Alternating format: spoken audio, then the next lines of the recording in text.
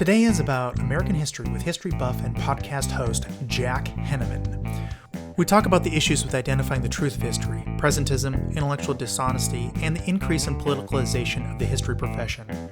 We discuss the Columbian exchange, how people fail to think about Christopher Columbus in a broader context, how Drake's mission was wildly misreported, and much more.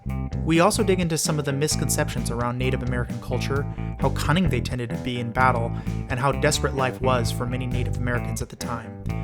This is the American history that sadly an increasing minority of professors are willing to teach, or are able to for that matter. So with that, please enjoy my conversation with Jack Henneman. Hello and welcome to the RSnake Show. Today I have with me Jack Henneman. How are you, sir? Great. Thank you for having me. Made the big drive down. Yep. Another fellow Austinite. I seem to have a lot of those on my podcast. Makes it easier. Very nice. Timing's a little rough. Mopac was Mopac. It doesn't get any better. Yeah, I guess I could move it to like late at night or something. Maybe that make it a little better. Not for me. I'll be fading soon after we're done. Early bedtime. Yep. So we are here to talk about American history. Do you know anything about that? I know a little bit about it. Okay. Yeah. Good. Pick the right guy then. So you have a podcast, The History of the Americans. Yes. Yes. Thehistoryoftheamericans.com. That's the website. Yes. That's right. Thehistoryoftheamericans.com. They can find all this information. Yes. Great. Good. So we're going to get into that and some of the details, but I kind of wanted to start a little bit about your history, how you got to kind of where you are. You said when we first met, you were talking about your dad and kind of your background in law and sort of how you came to be interested in this topic. Would you kind of tell us a little bit about that? Yeah. I mean, I was a faculty brat in Iowa City. Go Hawks. And it's almost a requirement to say that. Did you get fined if you don't? Pretty close. They pull your cred or something. Anyway, my father was a professor of history at the University of Iowa when I was growing up in my formative years. Anyway, he was a medievalist, but he had loved history. He had wanted to be a professor of history since the age of 9. Wow. In those days, it was a perfectly reasonable decision to proceed to go and just do that if you loved it and were well-educated and everything else. So he did. And he landed at the University of Iowa at 1969 when I was 7. And we lived there through, my parents lived there through the year I graduated from college. So it was really, the lion's share of my childhood. Were you living on campus? Well, I didn't go to the University of Iowa, but I would, of course, go home there. I went to Princeton as an undergraduate. Mm-hmm. So, but that doesn't mean that I don't remain a loyal Hawkeye in my orientation. I sold souvenirs at the games and all the rest of that. So, anyway, he was always a huge supporter of history. He believed in reading popular history. He was friends with non-historians who wrote popular histories. Barbara Tuchman is an example. Our house was lined with history books, and I picked up a fair amount along the way, and gave some thought, even at the point when I was an undergraduate, to going to graduate school. I wouldn't have become a historian per se, but I was very interested in diplomatic history and foreign affairs. Decided against that and went to law school in the brutal economy of the early 80s. That actually turned out to be a good move. Mm-hmm. And as things unfolded, I became a corporate and securities lawyer and worked very hard for a long time. And then went into the medical device industry in 1994. And I did medical devices and biotech until I retired from that in 2018, actually. So, and then you decided history. Well, what got you back there? So I retired from, as I said, job in November of 2018, and I spent the next 15 months or so sort of putting together a fun little consulting practice, helping first-time CEOs in medical devices and biotech and mentoring them, and I still do a little bit of that. But then the pandemic hit, and it didn't really seem, it was a lot more difficult to sort of get to know people, obviously remotely and all the rest. The networking just got a lot harder. Mm-hmm. You could still do it, but you can still do it, but it was just go sneeze on their doors. You'll get to them real fast. I was doing it mostly for fun, and the pandemic hit, and I, of course, like a lot of people, and knew how to read clinical papers and stuff. I spent 6 months doom scrolling, from sort of March to September 2020, and then but my wife was extremely busy. She's a psychotherapist, and I think it will come as no surprise to any American or maybe anyone in the world that the anxiety levels went through the roof. And although she had to go to telehealth herself, obviously her practice was slammed. Of course. So I could be an annoying person around the house or come up with something to do. I was the annoying person around the house for about 6 months. And then I went on a 3-week pandemic drive-about, I called it, in September and October of 2020. Took a test and kind of bubbled up. I wanted to visit my mom and brother in Charlottesville, and then I ended up all the way in the Adirondacks near the Canadian border, hiking with a friend, and then I sort of drove back and had outdoor socially distanced dinners with friends along the way. So it was about 4,500 miles over 3 weeks, mostly solo driving. Mm. And I started listening to podcasts. I had before, but I really started listening to podcasts. And law school roommate of mine texted me and said I ought to listen to the History of England podcast by David Crowther, which has been around quite some time. I think he's now been at it about a dozen years, and he sort of describes himself as a guy in a shed telling the history of England. And of course, England's got a very long history. So 12 years on, he's only in the 1600s himself. But I was you guys are relatively even now. Yes, I got of course, you get a much later start. So I started thinking, well, I've always wanted to read American history in detail. I had read, a fair amount of it over the years, but I didn't have a really integrated view of it. I knew a lot about certain things. I knew vague amounts about other things, but I wanted to pull it together. I said, well, I could make a project out of doing this, and if I did a podcast, it would be a sort of forcing function. It would keep me from quitting. The public shame of that might get in the way of.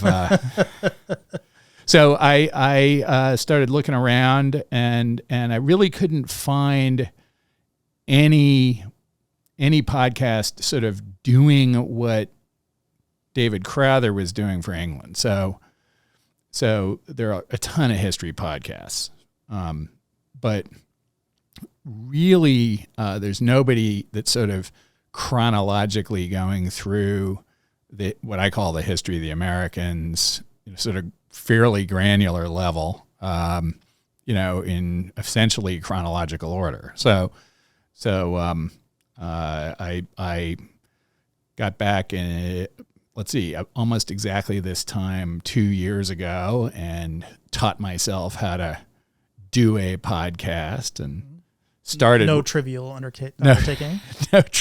Yeah. And I had I had shitty microphone, and I had to teach myself how to use the digital audio workstation, the Adobe software, Audition, I guess.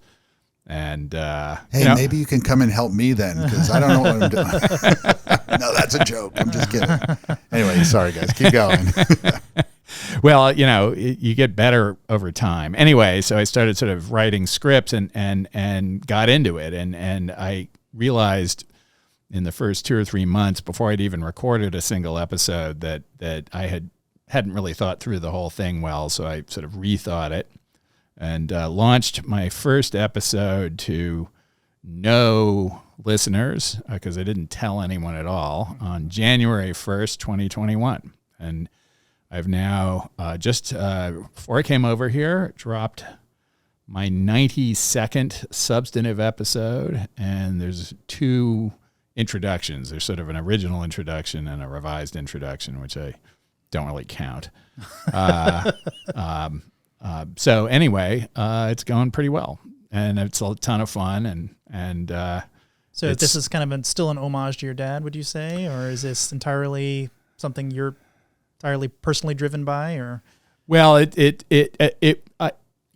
I'm not sure what my feelings are about an afterlife. He died in 1998, and but it's probably a demon. I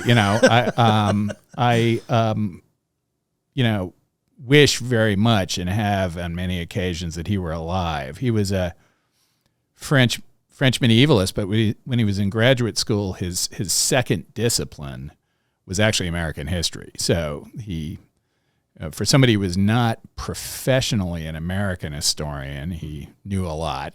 And I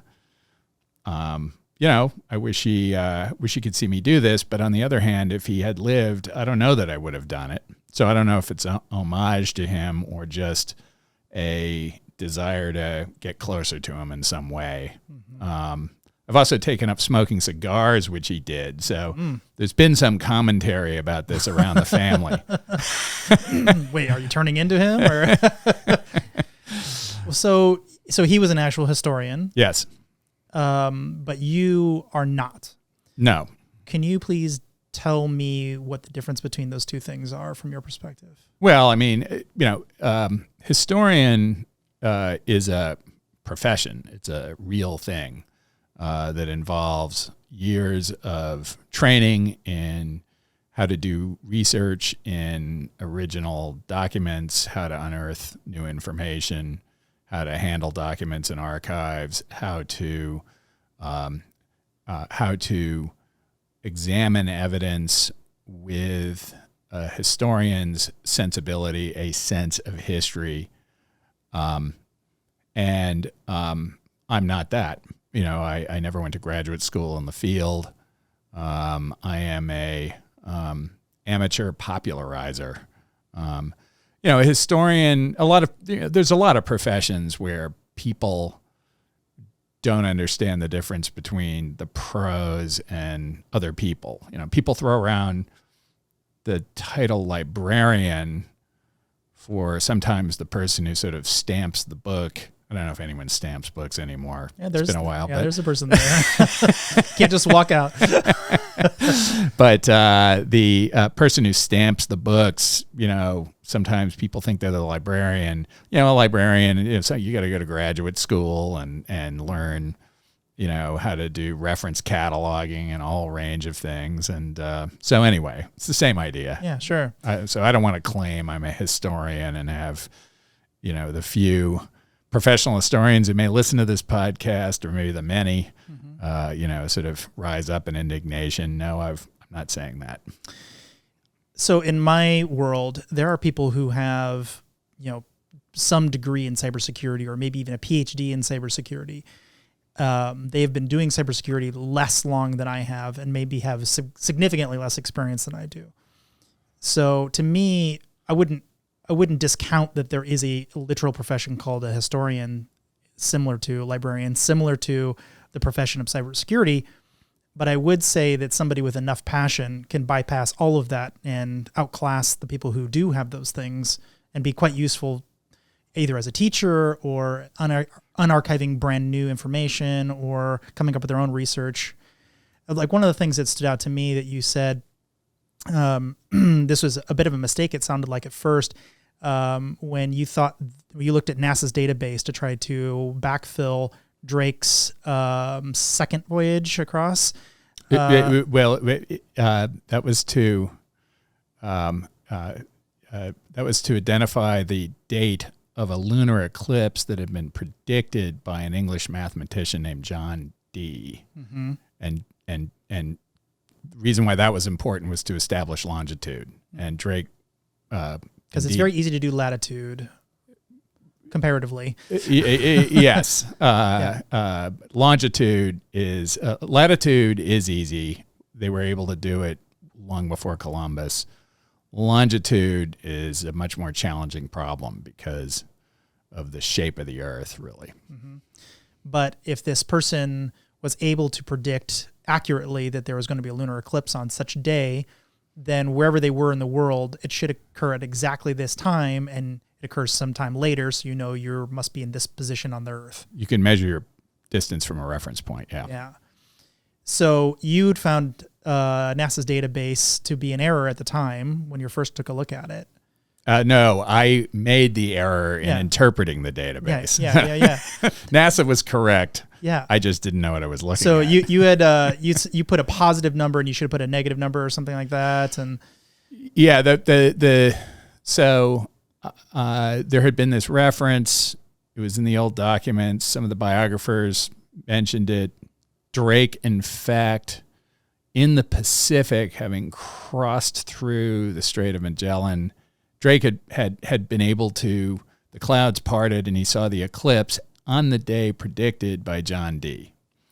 And I went back to try and reconstruct, and the calendar changes, there's all these other things. So I went back to try and reconstruct from NASA's database of lunar eclipses, which goes back thousands of years, whether in fact one happened on the predicted date. And the predicted date, I forget the exact issue, but it was essentially that it used a baseline reference in the sort of table that NASA had put up that was not the actual calendar year. So anyway, it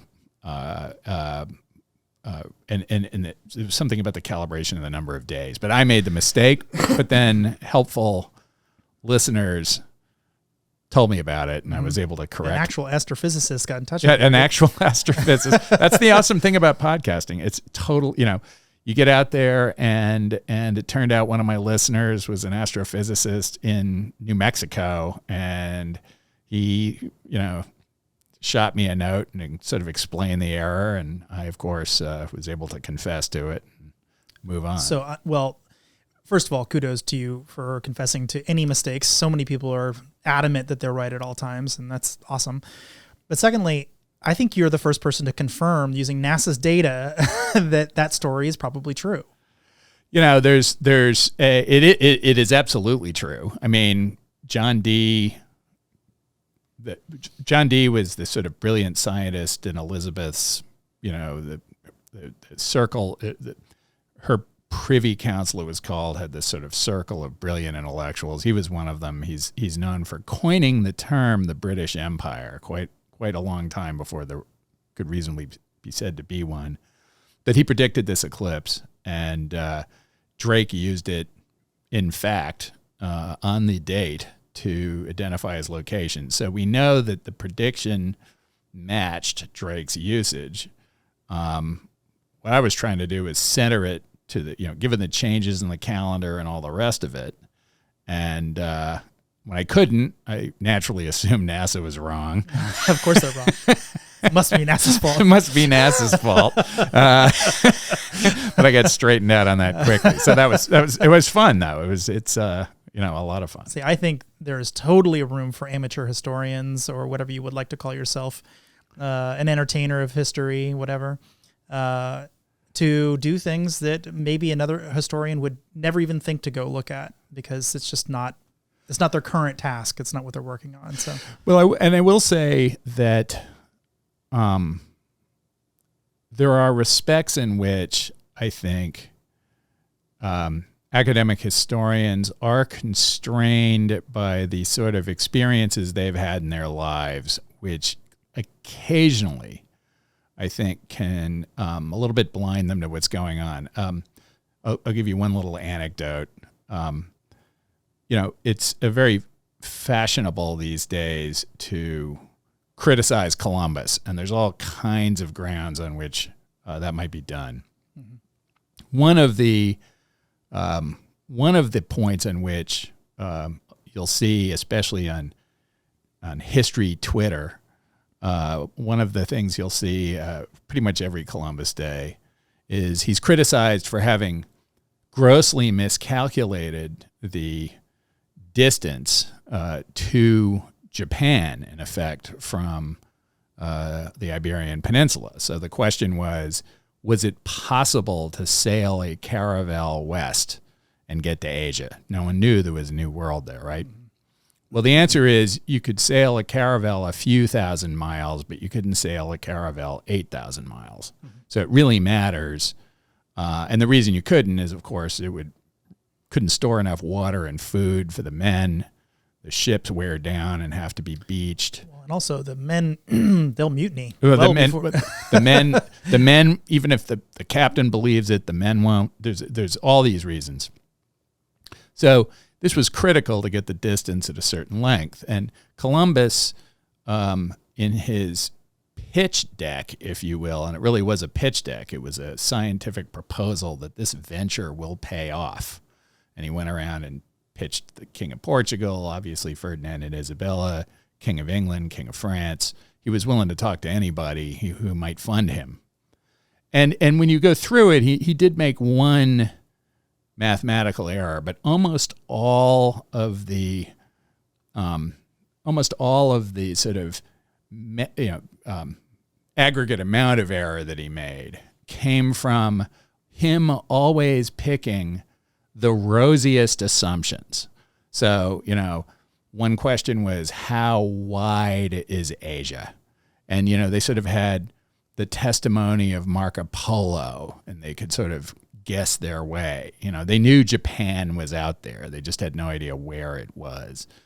And so there were a whole series of these assumptions, and in every case, Columbus picked the most advantageous for the outcome he wanted to sell, which is, no, you can get a caravel there. Okay. And historians are like, look at what a terrible navigator he was. He made all these mistakes. But if you've done as I have and spent a lot of time with venture capitalists, you go, no, that's what every pitch deck in the world does. Yeah. Every entrepreneur trying to raise money assumes total addressable market is enormous. Assumes ridiculous things. Well, I'll definitely get 1% of the market. And in fact, the crowned heads of Europe reacted exactly the way VCs would react. The Portuguese looked at it and said, your math's wrong, and we're going to go around Africa. And they were able to do it because they'd already turned the corner around the Cape of Africa. So they knew they could get into the Indian Ocean. They knew that Africa didn't connect to some southern continent that would block them. So they needed to find that out, and they had by 1588. Well, Ferdinand and Isabella commissioned not one but two scientific advisory boards to check out Columbus's math, and both times they said this isn't going to work. Mm-hmm. And they sent him packing. And they said, all right, you're done. We've made our decision. We're not going to fund you. So he saddles up his mule, and he's heading out of Seville to go to France because his brother's still trying to get the King of France to buy the deal. And he's 10 miles out of town when Ferdinand's closest advisor, Ferdinand was the big skeptic, Isabella kind of liked him. Ferdinand's big advisor goes to Isabella and says, what the hell are you doing? Everything he's asked for is on the come, except for 3 caravels. Mm-hmm. He's probably not going to make it. They're probably all going to die. But we can't afford to let the French get there first. If there's a place, if it's possible to get to Japan, if by some insane miracle Columbus is right, you don't want to let this thing go because it's an easy money bet. I mean, he literally said, in sort of noble Castilian, that. And so she said, that makes sense, sends off the messengers, bring them back, and then they spent 3 months negotiating a deal, and it's a venture deal. He has equity on the come. He had no money at all. He had so little money that Isabella had to send him some money so he could buy proper clothes for court. Okay, he was out of money when he, and as every good venture financer is going to have to do their. But on the strength of the term sheet he gets from them, he goes and finances his own stake, which is either 10 or 20%, can't remember. The whole thing's a venture deal. Mm-hmm. Silicon Valley's invented nothing. But, historians look at it and say, oh, look, he was wrong. Every estimate here was wrong. And I look at that and go, no way. He had to construct his case, and he basically threw up everything he could think of that would pass the red face test. The other thing that he was very good about is he understood the trade winds, or understood at the minimum where he would be blocked from crossing. Yeah, so Columbus, Columbus's probably most celebrated biographer was an American historian named Samuel Eliot Morison. Samuel Eliot Morison was professor at Harvard starting, I think, in the 1920s. And he actually, during World War II, went to work in the United States Navy and wrote something like a 12-volume history of U.S. Navy activities in World War II. Mm-hmm. But right before World War II, actually it had already started, he, about 1940, he organized something called the Harvard, I think it was called the Harvard Columbus Project or something like that. And they built a caravel in Spain on the specifications of the Nina, and sail this thing, on Columbus's route. Using Columbus's instruments. They probably had some other stuff like a radio if they get in trouble. Sure. But they basically, these historians recreated what Columbus did. With the scurvy and everything? I'm sure they brought some limes or vitamin C pills. But in any case, Columbus had to sail with dead reckoning. So you had to keep an hourglass. There was actually a 30-minute hourglass, and there was a boy charged, several of them, in just turning it every 30 minutes around the clock. So you had to know the time. You had to do that without fail, and they didn't have any clocks that worked on a rolling ship. So you had to, because the ship would roll and the mechanism would go off. They didn't know how to do that then. So you turn this hourglass, and that told you how fast time was moving.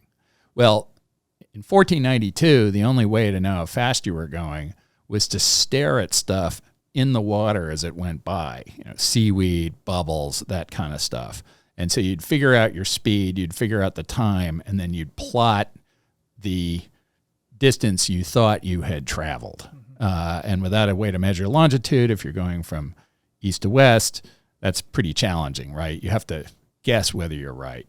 And Morison, who went through all of this, one of the things he argues in his book, which was written 80 years ago, is that Columbus must have been a genius at dead reckoning. That, the record suggests again and again that he knew better where they had gone and how far they had gone than his actual pilots who were supposedly charged with doing this. So anyway. And they were using knots as well. They didn't get there. That didn't happen until later. I did talk about that in the episode as a future technological innovation. I see. What they do then, and this is why speed on water is called knots. Mm-hmm. Okay. What they would do is pay out a rope, and the rope had knots at specified intervals. And at the end of it, there was essentially a blade that would catch the waters, generate some resistance. And the idea is the knots would pay out at a certain rate, and you could calculate your speed based on the rate at which the knot sort of went out. Mm-hmm. And but that didn't become common until I think into the 1500s. So some point after Columbus. It might have been even into the early 1600s. Oh, wow. So with that all in mind, we just passed Columbus Day a couple days ago, also known as Indigenous Peoples Day. What is your feeling on all of that? Is Columbus a man that should be celebrated, or is this just a matter of this is an amazing point in history that should be understood by children, or what's the point? Or Well, how do you feel about all that? I'm quite fresh on this topic. I did an episode on Columbus Day a year ago. I sometimes do an episode that I call a sidebar, which is sort of off my timeline, and it's the lawyer in me. This episode's called "Considering Columbus Counterfactuals," and I put it out again on Monday, which is the sort of government holiday, and a ton of people linked it and so forth. It was pretty popular. So I do express all my opinions in there. However, for the benefit of your listeners, Sure. We'll make them want to listen. I'm happy to declaim. So for I'd say a bunch of things. I'd say, first of all, the celebration of Columbus the man is really different from recognizing the historical importance of what Columbus did. Columbus the man was, a deeply flawed person.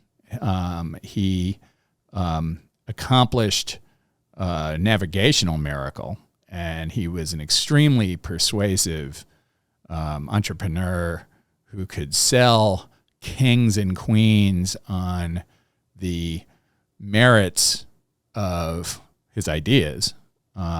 And he was a visionary, so he had an idea that no one else had. So these are all things where we today venerate, people in business and in nonprofits and other things. If they are persuasive visionaries who point the way towards something great, we celebrate them. But he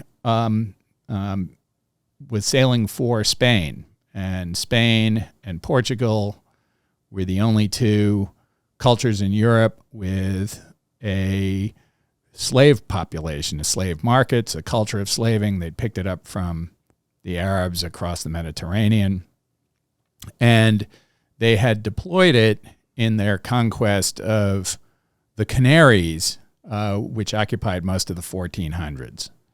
And in the Canaries, there was a native peoples called the Guanches.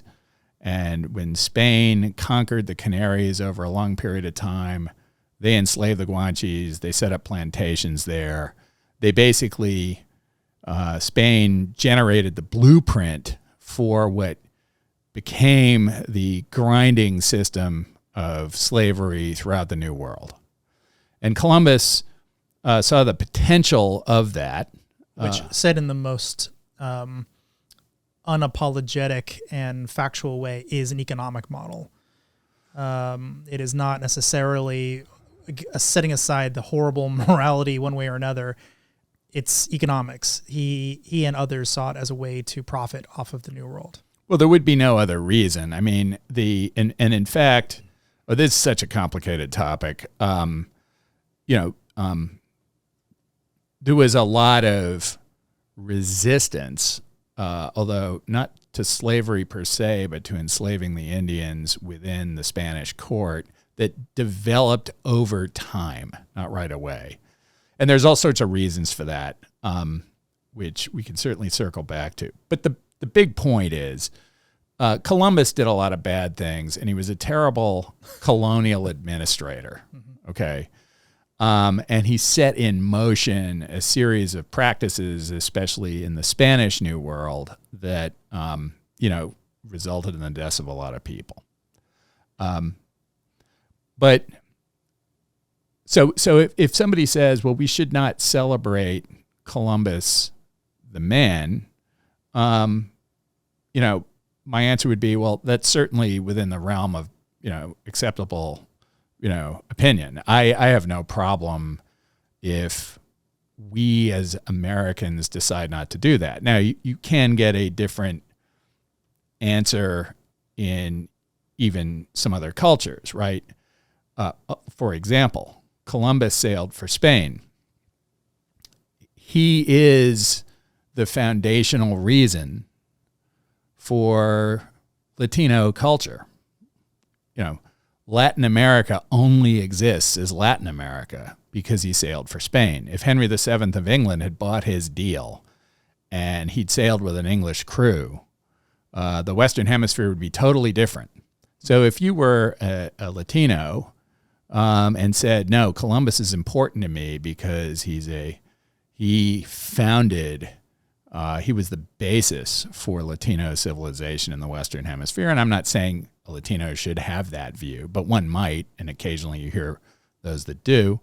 That's a very different kind of claim about Columbus, and maybe very much worthy of putting up a statue. So this is a topic about which very reasonable people can argue, and my own view is I don't have a problem not celebrating Columbus the man myself. However, what Columbus did is a really classic, it poses a really classic moral quandary. He, in the words of one scholar, reknit the seams of Pangea. So he tied together the continents of the world after they had been separated for millions of years. Now, what did that mean? Well, one thing it meant is that there were 75 million, 100 million, nobody knows, people in the Western Hemisphere who were completely without resistance to Eastern Hemisphere diseases. And there's a pretty good argument that somewhere between 85 and 95% of the Western Hemisphere population in the first instance was going to die when there was a lasting first contact made with the New World, with the Old World. Right. And that's, in fact, what happened. Pretty much any time that population got a meaningful exposure to Eastern Hemisphere pathogens, it just tore them up. And so there was an inevitability around it. So that's one thing. The second thing is it turns out that a lot of crops in the New World, especially those that have been cultivated by Aztecs, by essentially Central American agronomists, turned out to be astonishingly important to human population growth. And it's easy to imagine that if Pangea had never split apart, if we had the same land mass, but it was all tied together, so everything had evolved in parallel and in competition, the whole carrying capacity of the planet never would have gotten over, a billion and a half people. But the crops of the New World, planted in the Old, drove an astonishing increase in the food supply. And you can see this in the change in the rate of population growth from essentially the birth of Christ to 1500. The population growth of the planet at a compound rate of return of 0.06%. From 1500, 8 years after Columbus, to 1800, before there was an industrial revolution, before there was a green revolution. So keep all of that out of it. From 1500 to 1800, the population growth rate of the planet was 4 times that, 0.25% compounded. And of course, once we had industrialization and a green revolution, it massively increased after that. That growth rate, that quadrupling of the growth rate, was caused by the Columbian Exchange. Corn, maize, potatoes, cassava, tomatoes thrived when planted in the West in the Eastern Hemisphere, excuse me. And the impact on the human diet has been astonishing. Yeah, one thing I remember you saying was capsicum. Capsicum peppers, yep. Yeah, which is the foundation of effectively all of the different culinary things we like about Asian cuisine. And it came from the New World. It's not a... Yep. That is not... I mean, talk about cultural appropriation. If there ever was such a thing, this is all coming back to this plant that was actually found here in the New World. Yep, that's right. My favorite such factoid is this. The tomato... So the tomato comes from a progenitor plant, and they're not exactly sure which one, but comes from a progenitor plant somewhere in the Amazon, I believe.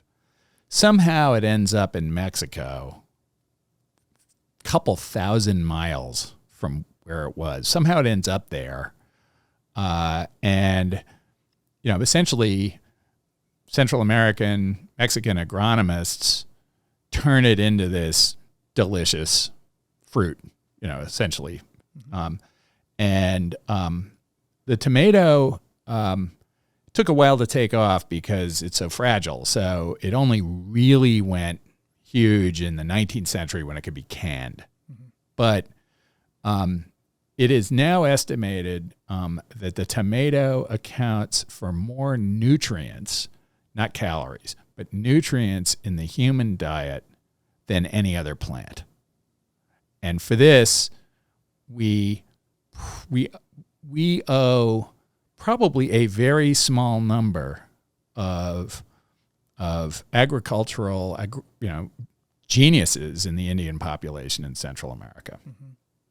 And the first recipe for eating tomatoes was found in Italy, dating from the mid 1500s, so maybe 50 years, 60 years after Columbus.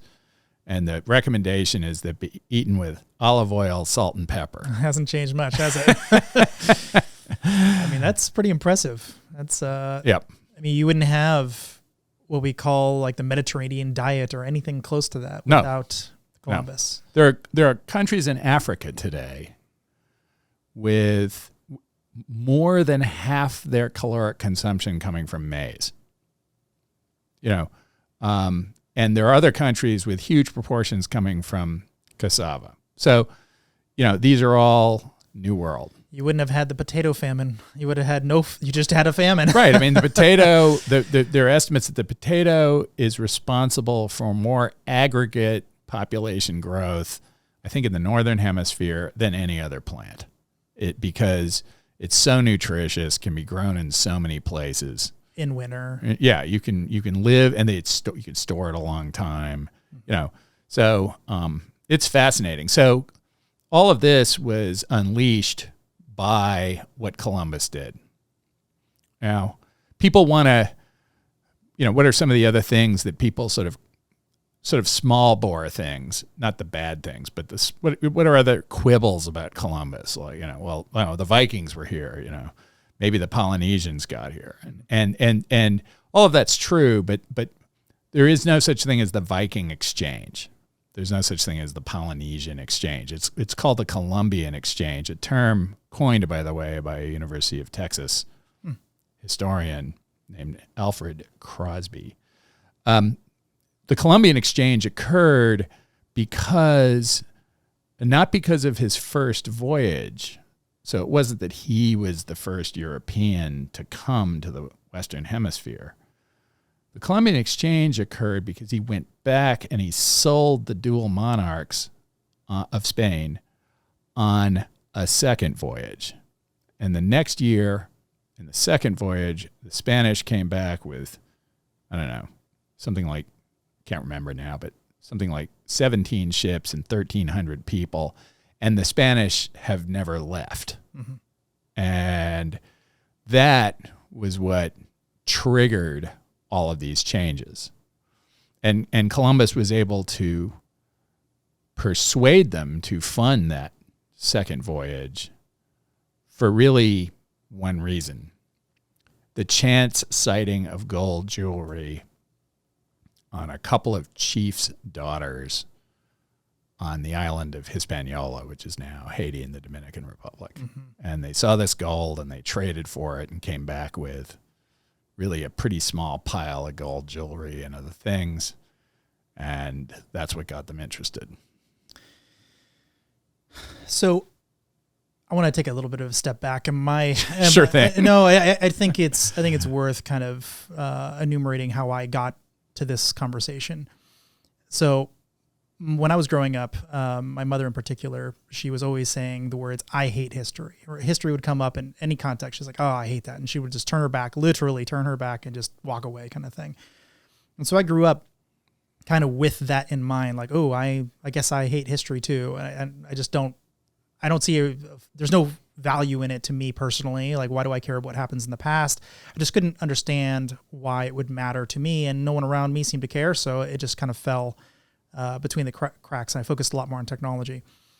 And so that was problem number one. Problem number two is I had really not so great history teachers. It was probably a mix of not caring and a mix of maybe they did care, but the books they were, just read these chapters, just wrote, and I'm not a great reader to begin with. So me reading a very dense book with a whole bunch of dates and names that I can't pronounce, and I don't know why I care about these things, and nothing brought back to it. So I want to talk about presentism in the good sense of presentism, not in the bad sense, and then we'll talk about the bad sense, but that in a minute. But then also one other thing about history always kind of pushed me away, which was it always felt infinitely deep. It felt like it could just go on literally forever. And gradually I figured out much, much later in life that it doesn't go on forever. Written history has a finite sort of end. Tens of thousands BCE, maybe, it's not forever. And once I realized there was a beginning, or somewhat of a beginning, despite the famous thing that people say history always starts in the middle, it doesn't. It actually has a beginning and a current. Maybe it doesn't have an end yet, but and that was very comforting to me. At least there's a place I could sort of ground myself. Yep. And I don't have to ground myself at the very beginning, but it opened my eyes that this wasn't an infinitely deep. Now it's very wide. It's incredibly wide. And it affects every single person, and every family has a history somewhere. So it's enormous, enormous topic. But I think one thing you've told me is that there's been something like a 75% drop in historians over the last handful of decades. History majors. History majors. Okay. History majors. Yeah. History majors. So what do you think is driving that? What is causing that drift away from history? So I think that's a question that academics seem to argue about a lot, and everybody should bear in mind that I don't work in a university. I'm not close to college students anymore. So I'm not sure that I know all the answers. I do have the opinion that history and a lot of historians have made a mistake to the extent that they are trying to use history to make sort of contemporaneous political arguments. Our politics has become, in my mind, and I think in the minds of an awful lot of very smart people, sort of unbelievably tedious and tribal. And if they see professors, and it's really the professors of the recent rising generations that I think are more inclined to do this, if they see them trying to take, some facts from history and construct a lesson that has some deeper meaning for today and today's politics, I think that actually undermines the credibility of the exercise. You can get, there's all kinds of facts and factoids in the world that can support one's political talking points, and college kids have seen enough of that in their lives already. And I think if they see that is what history is, at least some of them are going to wonder why they want to do it.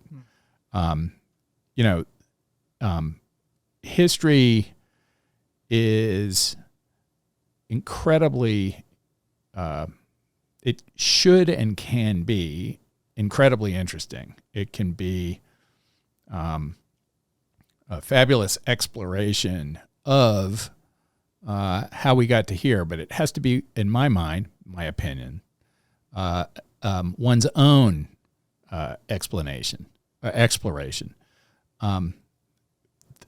The journey of forming one's own conclusion is the essence of it. And when a teacher, whether in the 7th grade or, at the University of Texas, your sophomore year, tells you the answer, this and this and this happened, which is why we're so screwed up today, they're taking away the journey that you might have made, that you might have found very interesting. So, my one counterpoint to that, and actually mostly I do agree with it, but I think one of the problems with my education, which, I think in some ways was very good, in other ways not so good. This is one of the ways I think is not so good. They never did ground it with why I should care about it today. Now, I'm not saying you could have had a political grounding, but at least some, and that's why you see us growing this on the side of the road. And that's, some way where I can go, oh, okay. Like this Columbian exchange thing is a great example. That's why we have these certain foods in these certain regions. And that's how the food has traveled all over the place. And that's why you should care that this king said this one thing to this one guy at this one date or why. And it couldn't have been before that because they didn't have this technology yet, or, there's no way to make that accessible to me as I would say ultimately bright, but uninterested kid. How are you going to make that interesting? Well, I'm not so sure how to make anything interesting to a 7th grader. It's not my field. I think I myself just got interested in things kind of at random. I'm not sure my teachers had much to do with it. Occasionally I had a couple of really good teachers that would get me excited about something, but I remember them because they were so unusual. So I don't think that happens very often in sort of primary or secondary school, my own opinion. Sometimes it does. It's great when it does. But I think a lot of people find their own things that are interesting. I would say that the learning history is incredibly valuable because it accelerates the maturation of how you think about the world. One of the things, if you know a lot of or a decent amount of American and European history, for example, you have a much more effective bullshit detector when somebody on TV or some journalist or somebody makes some assertion about something being unprecedented or new or whatever else. I don't know. You actually can call up many counterexamples, and in a lot of ways that's calming. We've been through this before. We've been through this before. Or we've been through worse. Or we've been through worse. And you see these things. I was reading a couple years ago, well, more than that, about 3 or 4 years ago, before I thought of this podcast, I reread the text that I was assigned in AP history in the 11th grade. And I went to a Tony boarding school, and we used essentially a college level text called Out of Our Past by a guy named Carl Degler. And I thought I'd reread it, see how well it had held up. So I got his last edition, which came out 5 years after I graduated from high school, but 1984, not that far along. And I read this sort of passage of a few pages about the reaction in official Washington to the arrival of Andrew Jackson and all the people around him. And official Washington was just shocked by how uncouth all these people were. They didn't understand the norms and the whole thing. And I swear to God, Degler wrote this at the latest in the early 80s. And you could have substituted Trump and Trump's followers and had it come out almost exactly right, apart from like coonskin hats. Mm-hmm. But other than that, there was this just outpouring of snootiness about the people Jackson brought in. They were poorly educated. They had these sort of, completely ridiculous views of how the world should work. And it was just the same. And the stakes are bigger. There were not a lot of people in the country then. Now we're a globe straddling, we're the superpower. So it's all very different. And I don't mean to suggest that norm shattering is just fine, but it has happened before. An official Washington has more than once displayed a revulsion at all the new people that have come in under a president from the hinterland. Mm-hmm. So, you see, that's a tiny example. And I don't mean to suggest that history repeats itself or anything else, but it does, if you get a sense of it, gives you some context. It gives you a ton of comfort. I mean, I'm a lot more relaxed about politics context, than most people I know. It gives now. you context. Tons. Like I've heard these words before. People do this a lot about Nazis. This sounds an awful lot like what the Nazis said. Well, the Nazis have said a lot of things, so yes, it's kind of useful to know which ones actually led to things, and that's useful. But also knowing how many things they said is also useful. You're like, well, they said a lot of things, and also we've said a lot of things, and also the French have said a lot of things. And well, the use, it's interesting. The use of the Nazi imagery in our discourse, especially our, most shallow discourse, which has to be going on Twitter. It's going on right now, I guarantee you. I haven't checked my phone in like 10 minutes, but I'm pretty sure. Exactly. So, that's actually an example of the problem of trying to use history to make a political point. And the analogy I usually construct is I get away from history and I get away from politics. And I say, look, have you ever talked politics with a religious person who supported whatever their public policy position is by some reference to some line of scripture? Well, I'm not a student of scripture, but I've read enough of it to know that there's a countervailing line of scripture somewhere in most, if not all, cases. So the exercise in citing or uncharitable reading. So the exercise in cherry picking lines of scripture to support a contemporaneous political argument, okay, is in my opinion intellectually dishonest. Well, I think the same is true in history. You can make a political point; it should stand on its own.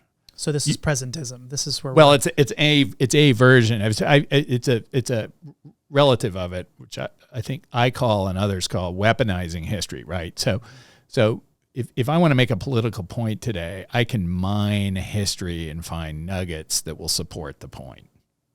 Anyone who knows enough can do that. It's a cheap trick. Mm-hmm. It's a cheap trick. There are equally available counter arguments at all times, or at almost all times. But to do this as a sort of politically engaged person on Twitter with 87 followers is one thing. To do this with the mantle of professor of history at a swanky college is a very different thing. And I think right now this argument is going on in the profession, and it's really by age, overwhelmingly. It's correlated to age. The under and older 50 generations have really different views on this, and you see this in arguments that have gone on quite recently on this topic. So, but there is something to be said about the banality of evil, or going along with the flow, or not taking into account that there's got to be a moral barometer that we use throughout. I mean, humans are humans. Yes, things are different, clearly, but clearly murdering people and enslaving them, I think we can agree at any point in history you could say, is it okay to subjugate another human being for economic reasons? And for most of history, in most places, the answer was yes. Yeah, but we also were okay with other kinds of like public torture, for instance. It was terrible. It was terrible. And so I think they're taking a step back and saying, what would a truly moral person at the time say if they saw someone, getting beat or, quartered or something in the public market or something? Would they truly be like, that's great. That's great. Get some popcorn kind of thing. Or are they going to go, no, that's probably not okay. We shouldn't be doing that. And we should probably revise how we're thinking about these things. Like if you put the most woke person of that time in that location, how would they have reacted? And there is something to be said about, ethics are ethics. They survive time, or theoretically should anyway. Granted, there's things that are enculturated, or you sort of feel a certain way because society is okay with these things or isn't okay with these things. But so how would you sort of react to, like, well, fine, it's okay for me not to weaponize the history itself, but shouldn't someone of decent morality have been looking at, enslaving an entire race and saying, hey guys, maybe we should find another way? Like Drake, for instance, there were other people of the time who said there's another way. Well, Drake had a bit of a conversion moment, and it came from proximity. He, of course, has been canceled out in the West Coast, where there's schools and other things named after him, for having, as a young man, served on his cousin's ship on slaving missions. Mm-hmm.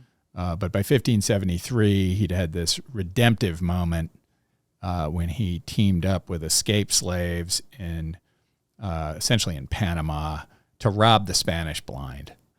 And in the course of that, he developed this great respect for them, became friends with the leaders, and thereafter made it his business to release slaves that he caught.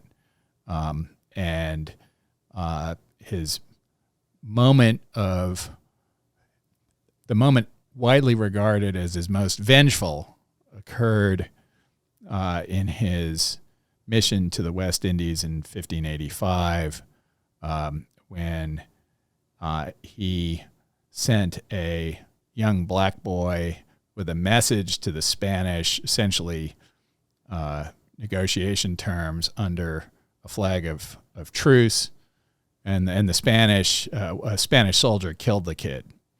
And Drake's response was to round up several of the Spanish monks who were in the city he controlled, and to basically say he was going to hang one every hour until they executed the man who killed the little boy. Now you could unpack the morality of that however you want. Sure. But he was redeemed. There's no doubt always been lonely voices against these things. I think in the moment, it's extremely hard to understand which lonely voices are speaking a historical truth that will echo through time. That will echo through time, and which are just cranks in that moment. Mm-hmm. Especially cranks that are working against an economic model that has made a lot of money. Well, I mean, it's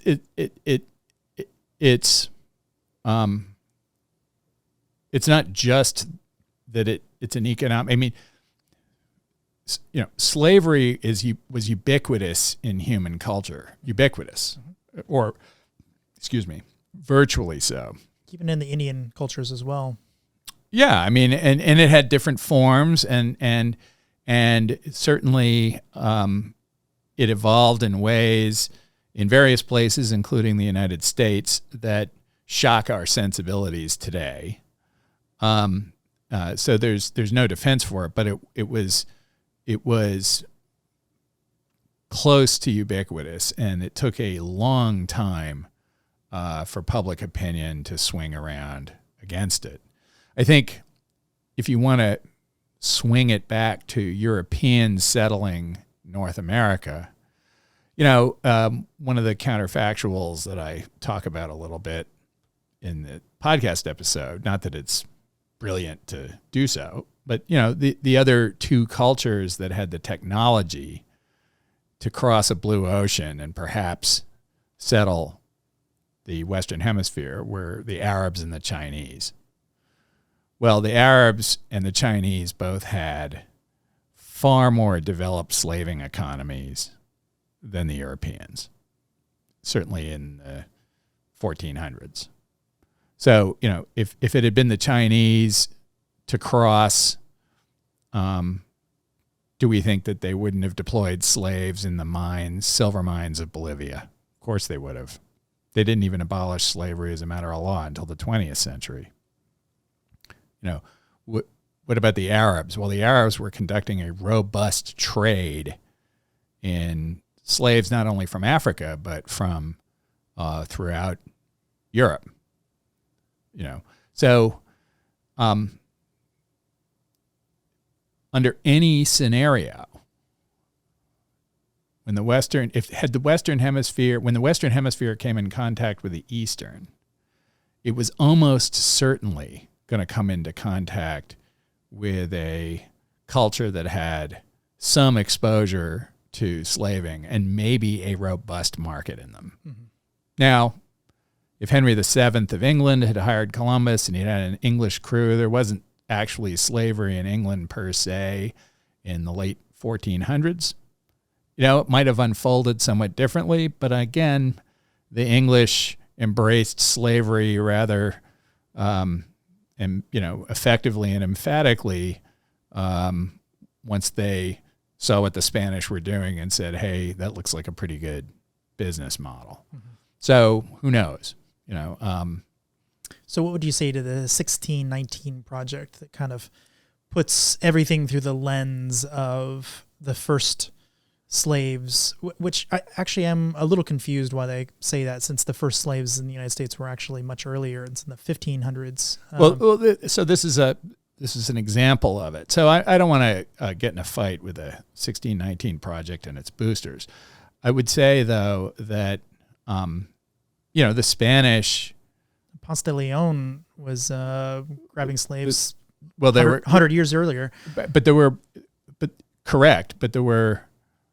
Black Africans brought as slaves to today's United States by the Spanish in particular, long before the 20 and odd, they were called, arrived in Jamestown in the fall of 1619.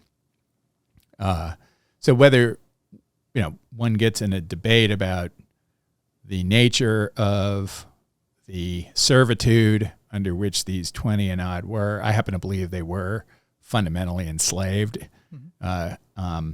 Some of them were able to buy their freedom, which would not be possible 100 years later, or be much less possible. But the Spanish had been doing it already. And the reason for picking 1619 is that the author was pretty openly making a political argument. And in so doing, made a political argument that, certainly many esteemed historians of 17th century America, some of the giants in their field, including some people who are manifestly on the political left, like Sean Willents at Princeton, they have challenged the argument made that this was some sort of foundational moment. And some of the subsidiary arguments that were made in that, such as that defense of slavery, the original framing of it was that defense of slavery was, the motivating factor behind the American Revolution, for example. That was then subsequently qualified, and I may be, people should forgive me, I may be using the language a little imprecisely, but the thrust of it was they sort of retreated off of that claim once they confronted academic criticism of it.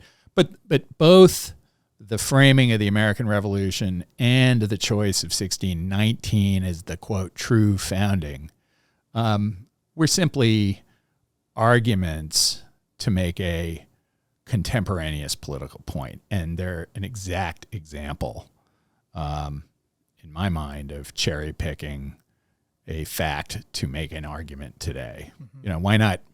Why not pick Lucas Vasquez de Ayllón, apologies for my Spanish pronunciation, who brought, slaves to the coast of South Carolina in 1526 at the failed settlement of San Miguel de Gualdape. It was the site of the first slave revolt in today's United States. Why wasn't that the case? Mm-hmm. Well, because the Spanish didn't go on to shape the United States as we know today to the same degree as the English. Mm-hmm. Absolutely. So what makes you proud of the United States? I mean, we've talked a lot about the naysayers, but clearly you wouldn't be doing this if you had the same negative opinion. You seem to actually really like this country and like its history, or at least like talking about its history. Like, what makes you proud of being an American and taking on this kind of project? We invented individualism. That's it. I mean, there are many things one could go on about the contributions of Americans to the world, which I think are legion.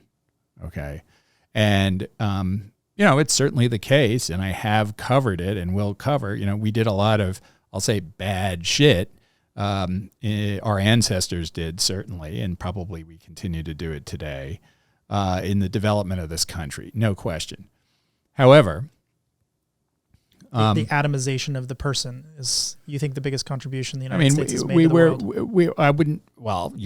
Atomization seems like a term of opprobrium. I would say that, we recognized, and it was a failed effort. It was an incomplete effort at first, but we took early philosophical notions of individualism and turned it into a political system. Did we do it perfectly? No, we were still enslaving people. Did we view the natives of the continent as foreign nations subject to conquest? More often than not. There's a long list of things about which, we shouldn't be proud. But I would turn it around. Every country in the world has a pretty tough story of its founding and a bloody history. Yes. Every kind of, I'll say, real country. Mm-hmm. I'm going to get in trouble for that one. Uh-oh. You did so well. But, the United States is one of the few large, substantial countries where we know everything about its origin. Canada and Australia as well, but they're and I don't want to get caught saying they're not real countries. They're real countries.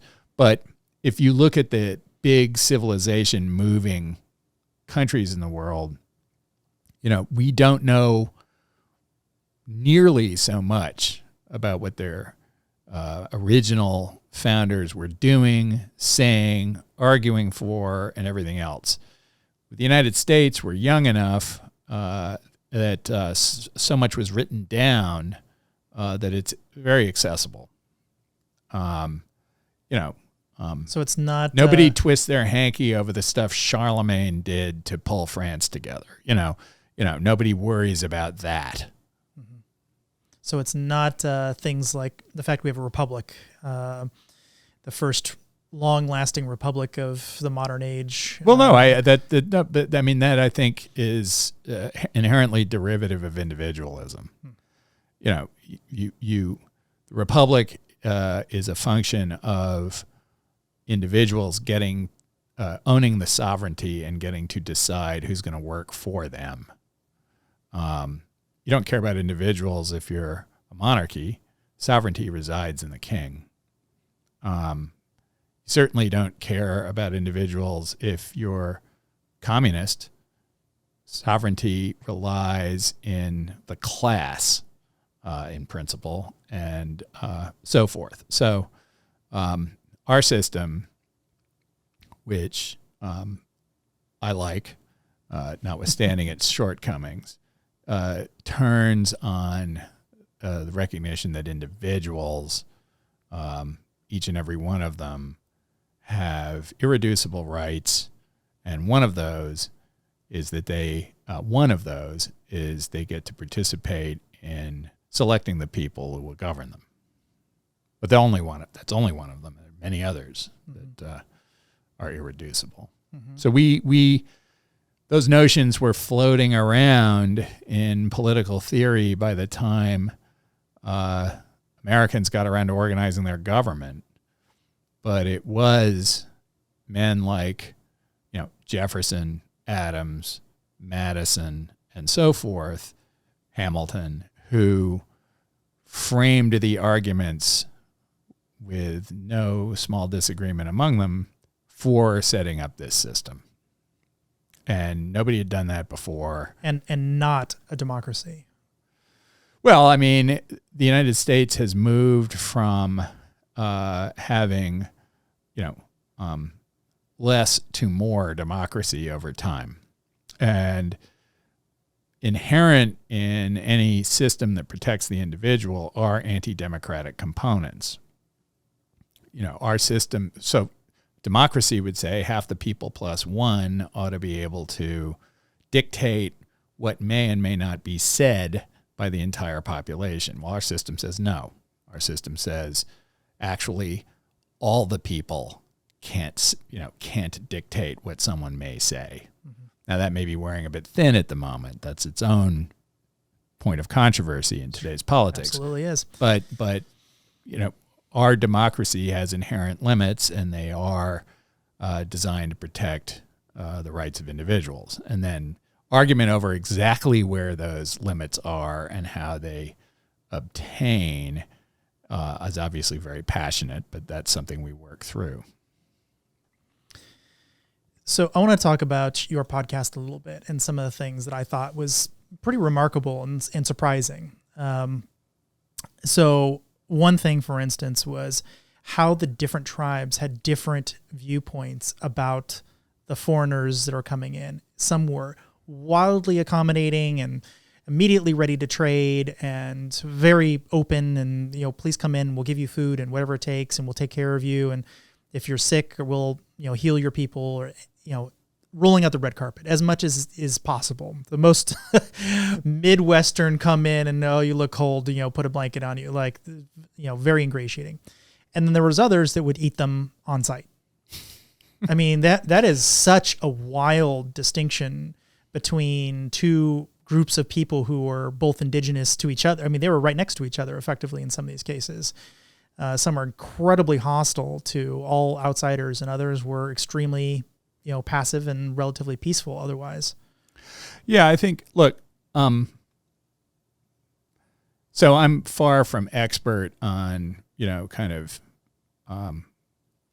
pre-European Indian societies. I know what I've read, and an awful lot of what we know comes from early European accounts, and I've read some of those. Mm-hmm. But I do think that it's one of the areas in which I think an awful lot of Americans who are not themselves self-consciously indigenous, one of the mistakes I think that it's easy to slip into is assuming that the Indians were sort of this undifferentiated body of people. In fact, there was more, for example, more diversity of languages in pre-Columbian North America than any place on Earth. I've read anyway that linguists estimate that 25% of all the languages on Earth were spoken by the well under 20 million North American Indians. Wow. So what did that mean? And I'm venturing into an area where I really don't know very much. So, experts out there, please cut me some slack. But to me, what that means is that if these relatively small tribes have substantially different languages, they may have had similar roots.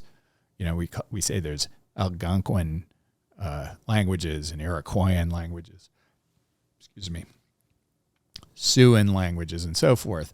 They had similar roots, but they were very hard to understand, right? Tisquantum, Squanto grew up in Patuxent, which is where Plymouth, Massachusetts is, spoke the Algonquin from that region. The English thought he might be useful speaking to the Algonquin tribes on Newfoundland. So they took him to Newfoundland, thought he'd be a translator, and he didn't really know what they were saying. So you have this huge cacophony of languages, right? Well, that almost automatically implies really different cultures emerging in these tribes, some of which are bound to be, more peaceful than others. Some are reliant on hunting and gathering and are very mobile. Others are highly agricultural, depending on the geography of their region. They form actual, urban, quasi-urban environments. It was remarkable. And some of them, they were just barely hanging on at all. They couldn't even make fire. They were. Yeah. I mean, the Cabeza de Vaca's narrative, that story, which is known to almost everyone who went to school in Texas and almost nobody who didn't. He lands with these other Spaniards after this harrowing journey. They land on the Texas Gulf Coast, and most of them were killed or die of starvation or lapse into cannibalism themselves. Cabeza de Vaca and three other guys survive and then spend sort of 6 years living among the indigenous people, mostly in South Texas and northern Mexico. And these tribes, and he writes a whole sort of narrative about this after he gets back to Spain that's almost anthropological in its tone for the early 1500s. It's very non-judgy, describes all sorts of interesting things, Indian males who dress as females and do the work of females and so forth, things that are today, you sort of look at with a modern perspective and you wonder, what was that? But I've got an idea. These cultures, that's right. These cultures, though, these tribes were desperately poor. The South Texas was not the land of milk and honey, and they would roam around and sort of eat one food for 6 weeks, and then they'd have to go somewhere else. So the prickly pears would come into season, and they'd go for 6 weeks. They'd do nothing but eat prickly pear, and they'd sort of pound some into flour to carry around, and then pecan trees with the nuts would ripen, and they'd go to the Brazos River and other places, and they'd all gather and eat nuts for weeks, and then they'd go somewhere else, and the fish would run somewhere, and they'd go do that. So they were always in the scramble for calories, never settled down and planted. Mm-hmm. And that's really poor and tough living. Yeah, it sure is. It's not a civilization per se. And then elsewhere you had these big permanent, towns of hundreds or even thousands of people. Mm-hmm. And crops. And the towns facilitated by agriculture. Mm-hmm. You got to stay in one place. Yeah, I thought that was interesting in general about the Indians is really they were survivalists.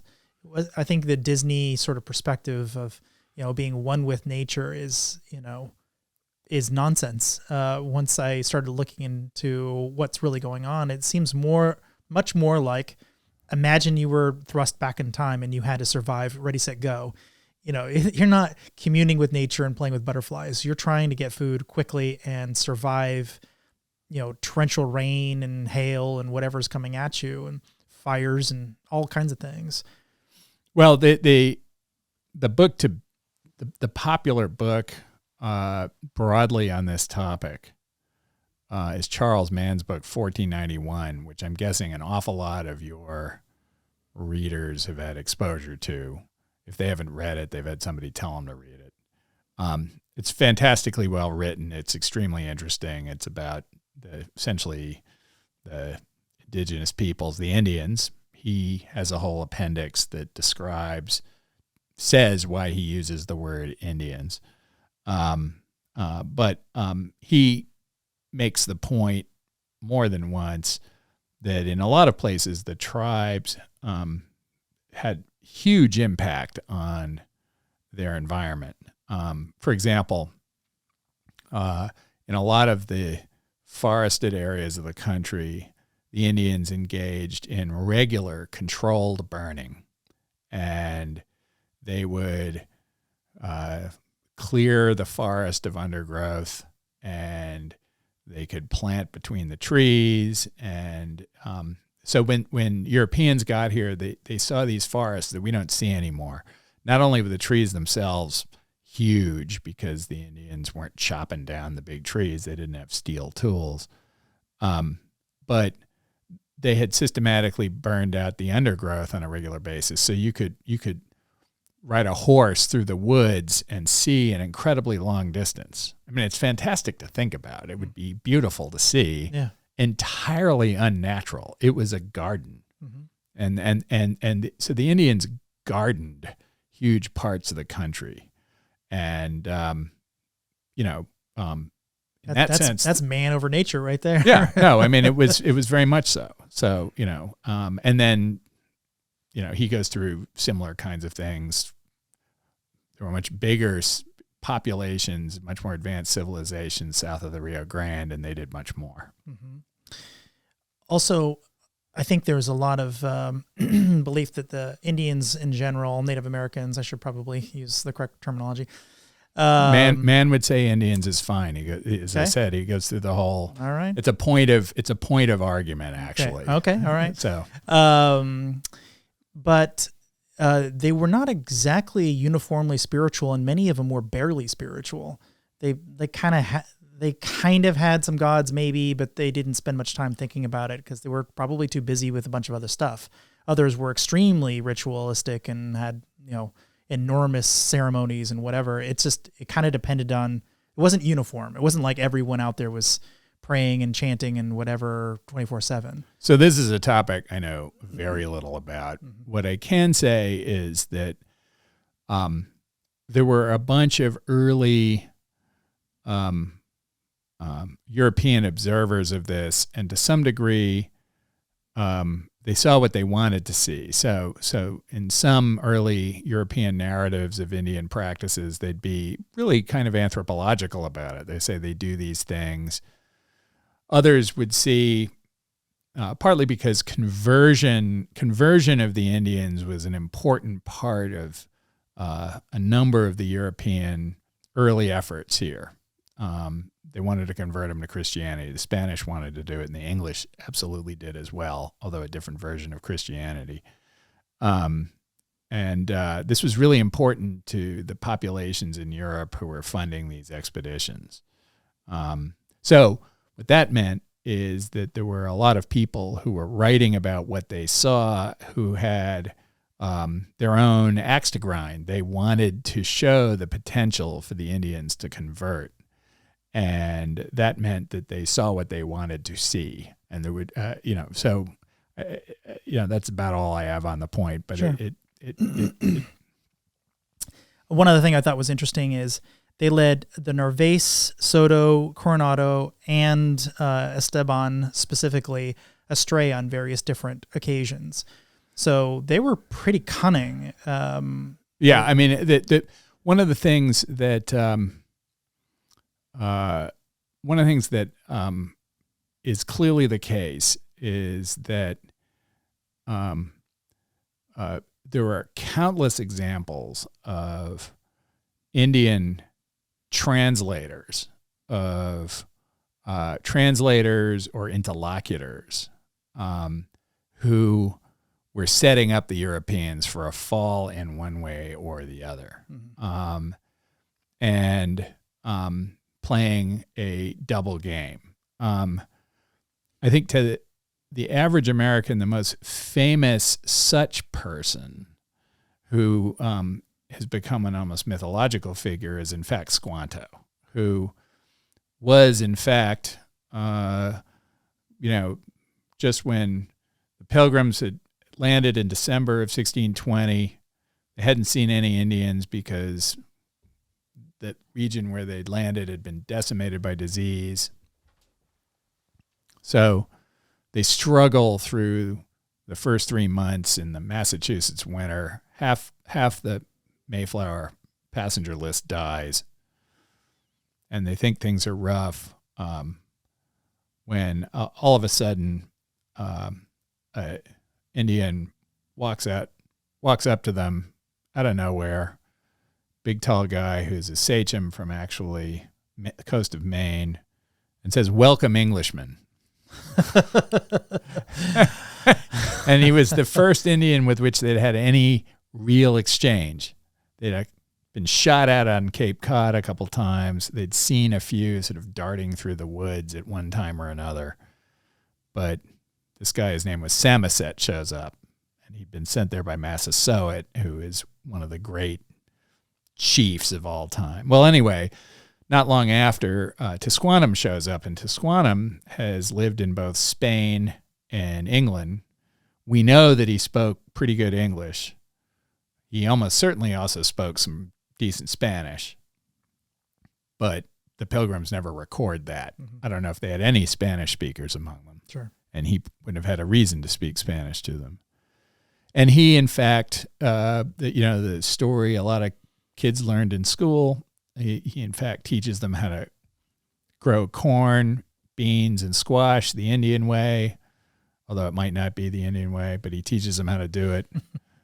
He teaches them how to catch eels in the mud in the creek and how to fish.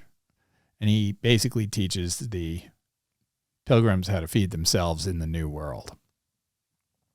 But he also plays a really devious double game. He tries to displace Massasoit. So he runs around, who has become the true ally of the Pilgrims. So he runs around and tells all the local tribes that basically the Pilgrims can wipe them out anytime they want, and Squanto, is the only guy who can prevent it. And he's trying to make himself the big man, and this triggers a big crisis. Now, that's a slightly different version of this tendency than some of the others. Most of the others, rather than trying to elevate themselves, as he was doing, most of the others who are famous were trying to expel Europeans from their land. And there was among those examples are, this Indian in the Southwest known as the Turk, who led Coronado on what can only be described as a wild goose chase from New Mexico to the center of Kansas to try and get him out of his territory. There was a very well-regarded translator on Cuba who'd come from Florida. She'd been captured, a woman named Magdalena, who dressed like a Spanish woman, spoke English or Spanish very well, and she led this. She was the translator that went along with this group of monks, Friar Cancer and a bunch of these other guys. They land in Tampa Bay, and she defects to the local tribes and arranges for all these monks to be gruesomely murdered. And there are a bunch of other examples, and probably the most astonishing is this guy named Don Luis de Velasco, who was a Indian from the James River, named originally Pacoquinho, and he is captured by the Spanish in the 1560s, maybe the late 1550s, I can't remember, and is taken back to Spain, turns out to be kind of a language savant, learns Spanish, is incredibly charismatic, talks Philip II, the most powerful monarch on the planet, that, he really ought to be sent home, which is no mean feat, right? You got to organize a ship to sail it across the Atlantic. It wasn't like, call me an Uber. Right. Yeah. Right? Yeah. Which even that I probably wouldn't try. So he talks him into this, and he's sent to Mexico, first, and it takes several years to get him back to Virginia, and there's some backing and filling, but he finally goes back with, again, some monks who want to, or some friars who want to Christianize a bunch of Pacoquinho's tribal members. After all these years among the Spanish, speaks Spanish fluently or very persuasively by the accounts. He lands there, hangs around for a few days, and then takes off. And a couple months later, personally comes back with a couple other warriors, and they kill all the friars. And there's this very intriguing mystery that he became really the greatest chief of the Powhatan Confederacy, a guy named Opechancanough, and that Opechancanough and Don Luis and Pacoquinho were all the same guy. And this is argued about. There's some very big historians who have thought that was the case. It's starting with a guy named Carl Breidenbaugh, who was probably in his time 40 years ago, the leading historian of that period. So anyway. So another thing that really kind of surprised me is you think after maybe 1 or 2 or 3 storms, they would have got the hint that there's a lot of storms in sort of the Pacific region there, right around Cuba and the Caribbean, the Caribbean, yeah. And yet it seems like they're always like completely shocked, like, what is this weather? I thought it was going to be beautiful down here, and they were constantly getting shipwrecked and running afoul of whatever, and their ships getting lost at sea. And I mean, this is practically every single mission, and not just 1 or 2 boats, but tens of boats, and like 90% of losses due to the storm again, and then it would be the same group of people. They'd get a ship together, and then like a storm hit, and like what's happening? Yeah, it's like no memory at all. Well, and it's sort of acute for me. A few years ago, my wife and I we got a second home in New Orleans, so I pay a lot of attention now to the hurricane situation in the Gulf. But yes, it boggles my mind. There's one account after another of some expedition being either entirely destroyed by a hurricane, and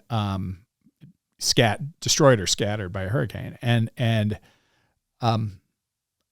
what I can't, they do always sort of seem not to have planned for this. Yeah, and always. and so weird. And the weather down there is so nice. Really, there's official hurricane season goes to November 30th, but it's really after about mid-October, the risks go way down. Mm-hmm. And I would have thought that they would have figured that out more quickly than they did. Yeah, within maybe 100 years. I don't know. Yeah, it was astonishing. But they seem to sort of embark on these big expeditions in sort of, late August or something, just when you expect some huge storm to come through and hammer them. And some of them are astonishing, how violent those storms were. I mean, the only way I can think that it might make sense is there was a lot of attempts to get through the Northwestern Passage, which obviously did not ever exist.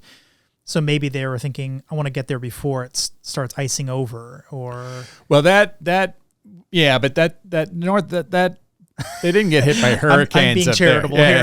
No, but I'm like that's the only thing I can think of. Everything else is just doesn't make sense. Like Tristan da Luna's expedition, they tried to set up this base in Pensacola in 1559, and they got all the ships and they sort of don't get right to work unloading the ships. Mm-hmm, yeah. And, then a hurricane comes through and sinks them all. A couple of them were only discovered in like the last 15 years. It's pretty cool. Oh, wow. And so forth. I mean,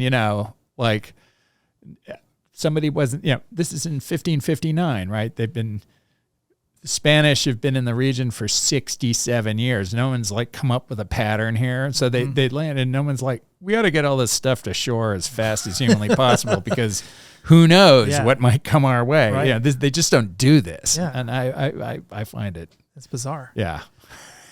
So another one that I thought was interesting was how ineffectual guns really were back then.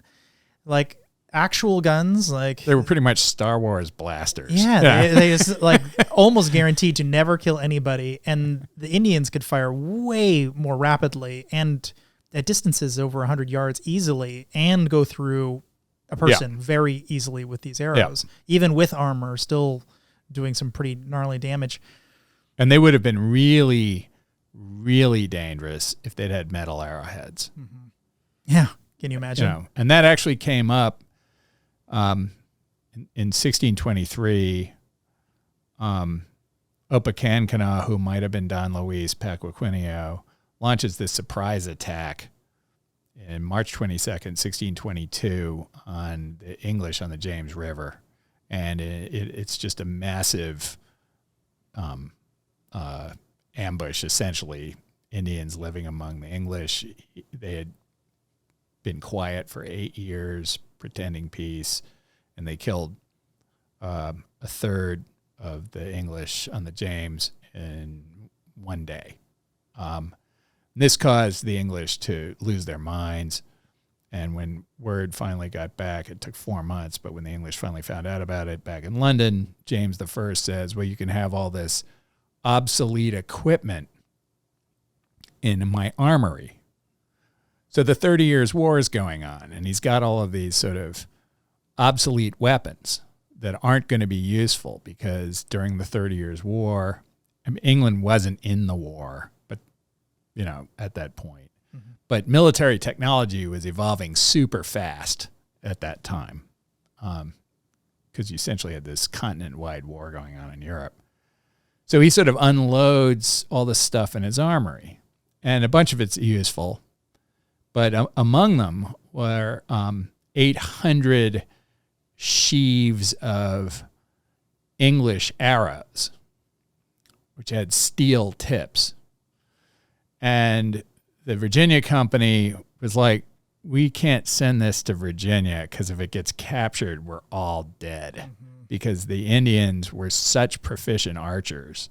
They could hit, anything. They could shoot birds out of the sky. But if you handed them steel-tipped arrows, that would have been all she wrote. Mm-hmm. And what if they get captured? Sure. But they can't tell the king, no, we're going to just take some of this. We're going to turn down your gift. So they took the arrows and they shipped them to Bermuda, where there was no risk of any of that, and there they stayed. I love that story. Yeah. But that's an example. They were, as I said in that episode, that James was handing over all his obsolete weapons because they might be useful in this context. It was just like all the Eastern European NATO countries going through and getting all their old Warsaw Pact weapons that they still had and handing them to Ukraine in the first couple of months of the war. Absolutely. Very good point. Exact same thing. So another thing was, I thought it was interesting how spiritual, like truly spiritual, not just pretend spiritual, the Spanish were.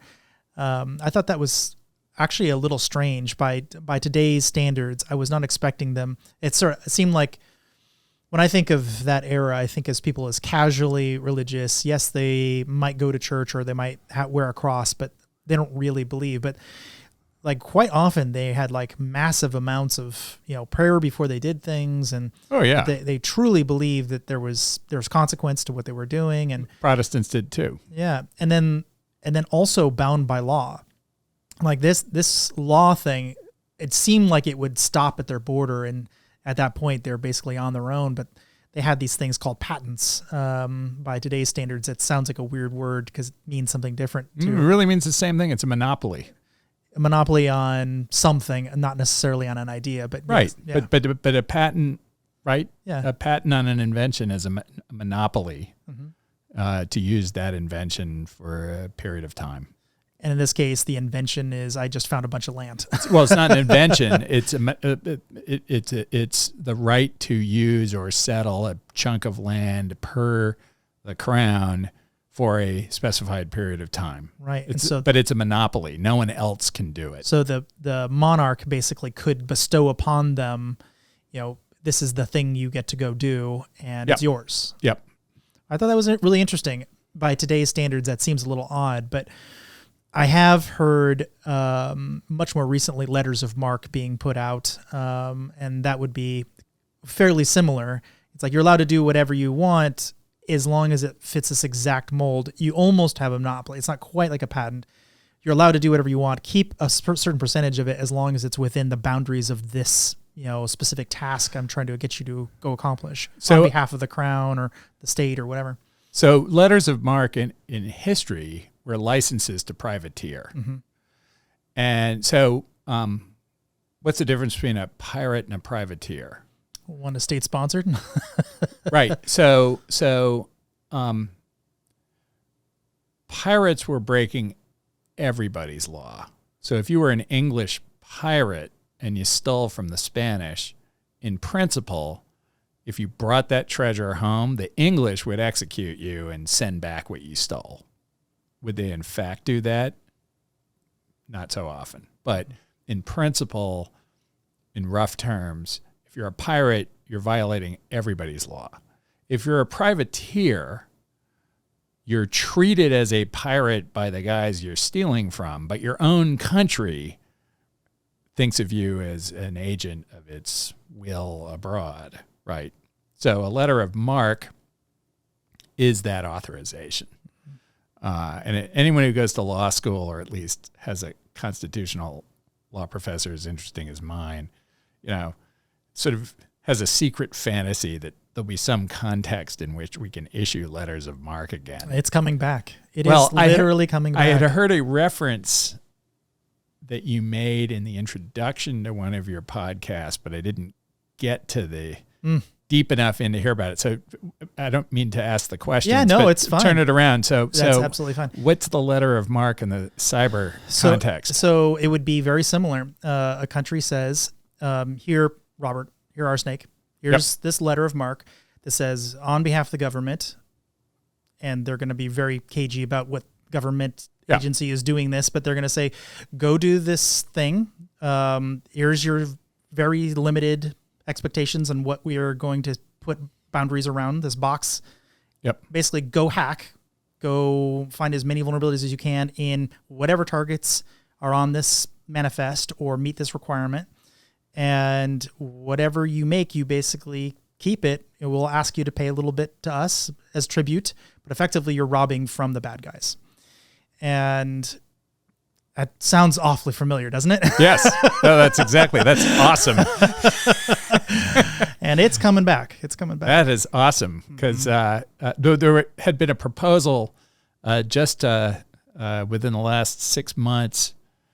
There was some, I think he might have been a Texas congressman, but somebody in the House of Representatives proposed the issuance of letters of marque to go against oligarch yachts, Russian oligarch yachts.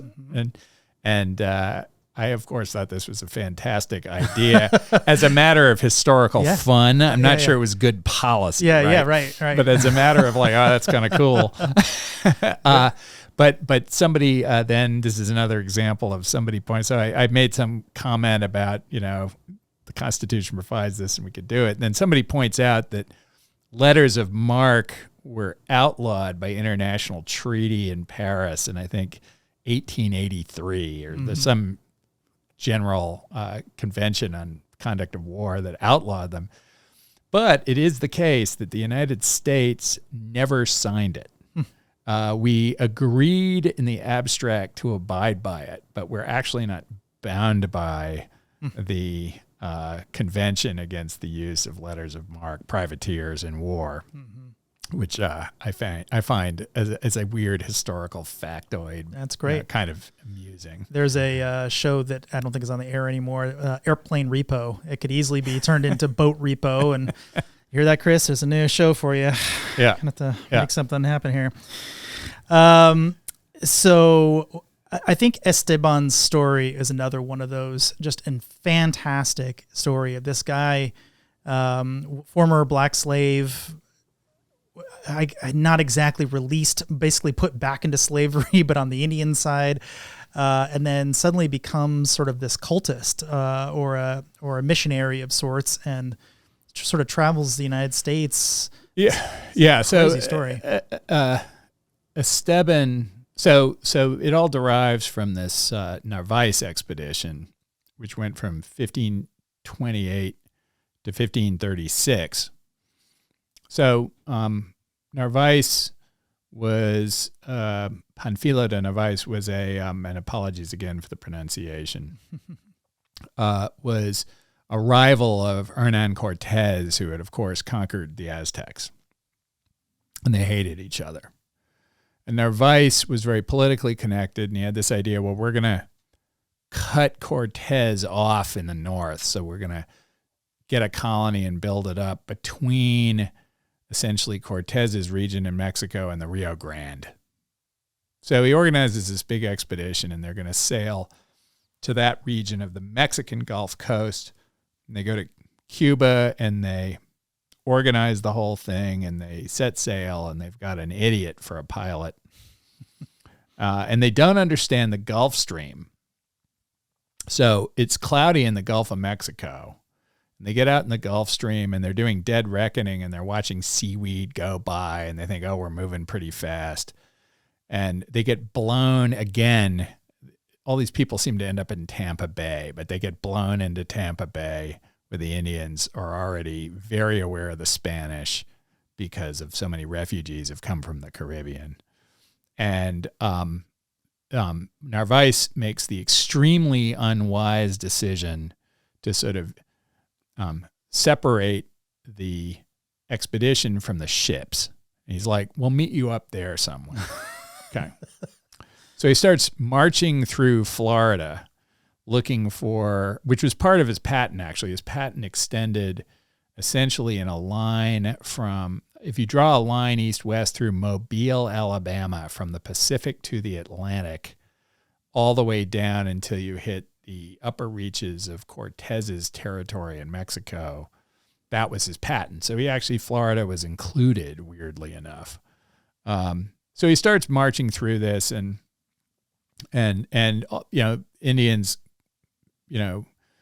either snipe at him from wherever or send him on wild goose chases looking for gold. You could always get the Spanish to go off anywhere if you told them there was gold there, and the Indians figured this out very, very early on. So anyway, 300 gets down to 250, and they end up on the Gulf Coast off Tallahassee, essentially. And they're running out of food. They've raided some villages and have a few hundred pounds of corn. And they've got these horses. And they got to get out of there. And they're completely disconnected from their ships. And they can't see ships anyway because there's barrier islands. So they build these, just unbelievable story. They build these rafts, each of which holds 50 people. And the way they do this is too long for this episode. Let me just say it's astonishing. They sail the rafts out past the barrier islands, see no ships, and decide, well, we're going to sail to Mexico. And so they do. And they have all these episodes. They go ashore to get water. They have to do all these things. Every time they land, Indians along the Gulf Coast shoot at them and all the rest of it. And some of them will trade, but mostly it's ugly. And then they get to the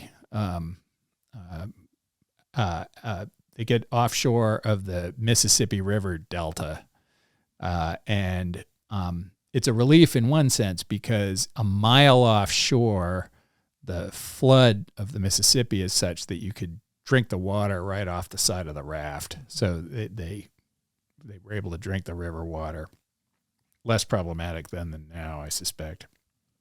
But they get all separated. So these 5 rafts get dispersed. And they all land a bit later on the Texas Gulf Coast. And of the 250 Spanish, most of them die very fast. Within a few months, there's probably 15 left. And they're all disconnected, right? These rafts land in different places. And eventually it gets down to 4. 3 of them are together. A guy named Castillo, a guy named Dorantes, and Esteban, who's Dorantes' slave. So his name is Esteban Dorantes. And then the 4th is Alvar Nunez Cabeza de Vaca, who was the number 2 guy on the expedition after Narvaez. And he is enslaved by tribes that happen to be on Galveston Island at the time. And he spends years living with this tribe in a state of servitude of some sort. And then 4 or 5 years along, he meets the other 3 who are all together with another tribe, and they're all gathered to eat pecans. And they frame this plan to escape, and turns out they can't escape the next year, so another year goes by. But about the time they're going to make their way and try to head south into Mexico and get into Spanish territory, they have a rather series of miraculous faith healing moments where Castillo actually was the son of a doctor, but they treat a couple of important Indians. When I say treat, I mean they say prayers over them, and they recover. And one Indian in a coma recovers, and all of a sudden, the power of their strange religion is seen as miraculous by these tribes, and they go from being enslaved to being leaders of the first mass religious movement in North America. And they're very smart. They're brought food and garments and all these other things to as sort of tribute, and they redistribute it all, except for what they eat in the moment. Sure. So they're very careful to be beneficent cult leaders. And they learn to varying degrees languages, but it turns out of these tribes that are all in this sort of hunter-gatherer civilization, turns out Esteban's really good at it, picks up languages super fast, and he takes on the whole sort of attitude, dress of a medicine man, shaman. Anyway, they end up leading this massive procession through, West Texas, across the Rio Grande, northern Mexico. And in 1536, 8 years later, a Spanish slaving mission on horseback ranging up the west coast of Mexico into territory they hadn't explored yet, come across these Castilians who have like beards down to their belly buttons. They're wearing, kind of loincloths, leading 600 Indians who are not running from the Spanish, Right. but in fact lead them. So, and it's an amazing story of survival. Esteban goes on. They get back to Mexico City eventually, and Esteban is essentially freed by Dorantes. He'd have been effectively freed for years. They were partners in survival, and he was not. Dorantes sort of, here you go. Dorantes refused to sell him to the governor of Mexico. He was very interested in using him as a translator. Dorantes refused to sell him, released him, said, you do what you want. Well, Esteban had been talking a lot about his own exploits in the bars in Mexico City, and ended up leading an advance expedition with a drunken friar named Niza and a couple other guys into New Mexico, the idea being to find the rumored 7 cities of gold. Of course, it's always about gold. And Esteban sort of runs ahead, and but somewhere along the way,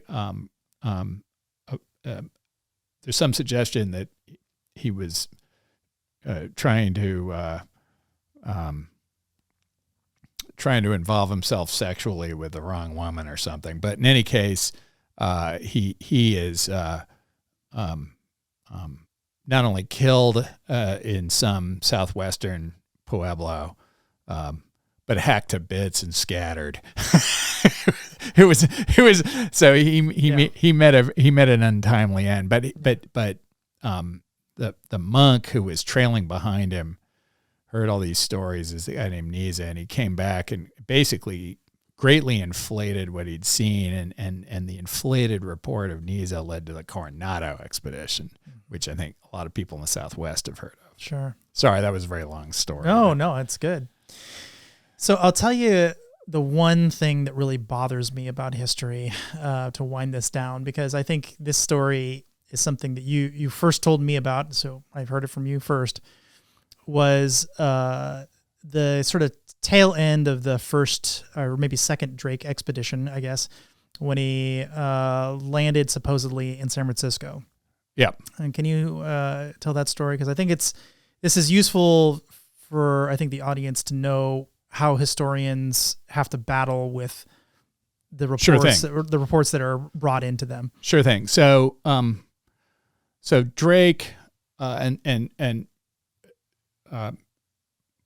I got into Drake mostly because he touched the lands that are now the United States a couple times. He spent 6 weeks or so on the Pacific Northwest during his circumnavigation, claimed wherever he was for England, called it Novo Albion, New England, put up a brass plate claiming it for Elizabeth. And he also landed at St. Augustine in 1585 on his way to relieve the Roanoke colony, burned St. Augustine to the ground, stole everything, and went to Roanoke, which was on the Outer Banks of North Carolina, and there was the first colony there, and he basically took them all back to England. So that was not the lost colony of Roanoke. Anyway, Drake was... So there was a long-standing view, certainly into the early 20th century, that Drake had landed in Northern California, somewhere in the Bay Area. And this became very important to call it California identity in its founding, not founding really, because it was founded 50 years before, but it California identity and its sort of, relatively early years, certainly into the early 20th century. And the other important element of this, apparently, was that Drake needed to be a pirate. Well, there was a anthropologist, a woman named Zelia Nuttall, who'd actually grown up in San Francisco, and her mother had been Spanish from Mexico City, and her father was wealthy.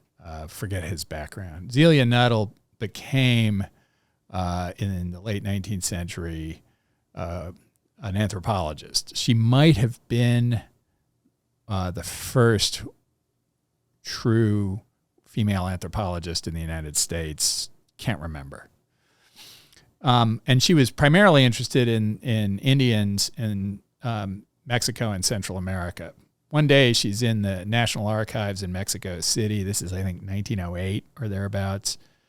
And she finds at random the journal of a Portuguese navigator who had sailed with Drake on the circumnavigation.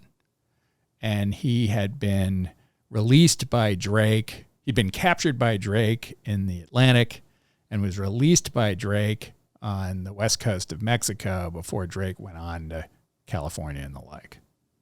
And this find completely changed her research focus for a couple of years, and she traveled around Europe and found all this new stuff on Francis Drake in the years before World War I. And she wrote a book called New Light on Drake, which essentially published all translations of all these documents. One of the things that her work discovered, it discovered two critical things that were really offensive to California patriots. One was that Drake wasn't a pirate, that he actually had a letter of marque and he had letters of reprisal, which are akin to that. So that was upsetting. And the other was that he probably didn't land in California. That is, the Fair and Good Bay where he stopped for 6 weeks was probably on the Oregon coast or maybe the Washington coast. And the reason for the confusion in this is that when he'd gotten back, Elizabeth was very concerned that this Drake had robbed the Spanish blind on the west coast of South America, just like literally tons and tons. Like his ship, the Golden Hind, was low in the water, and it was so weighed down with obscene with riches. Spanish riches. And she was worried that this would provoke a war that she did not want to fight yet anyway. So she threw this cloak of secrecy over the whole thing, and she denounces Drake in public, knights him in private, and treats him as to the Spanish, says she doesn't want anything with him. In fact, he becomes a close advisor on all the rest of this. Sure.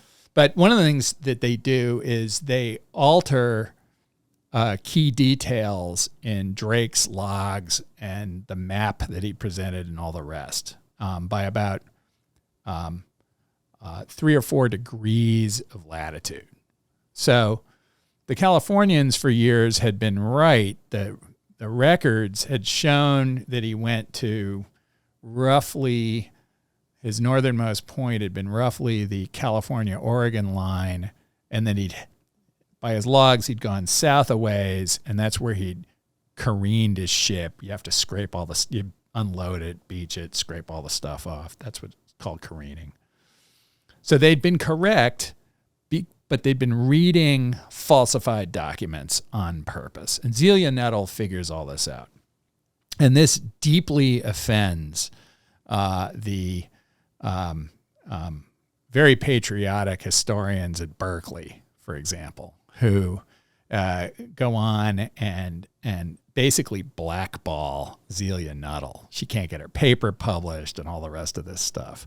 And they go to some lengths, including perpetrating a fraud to sustain this story that Drake landed in California.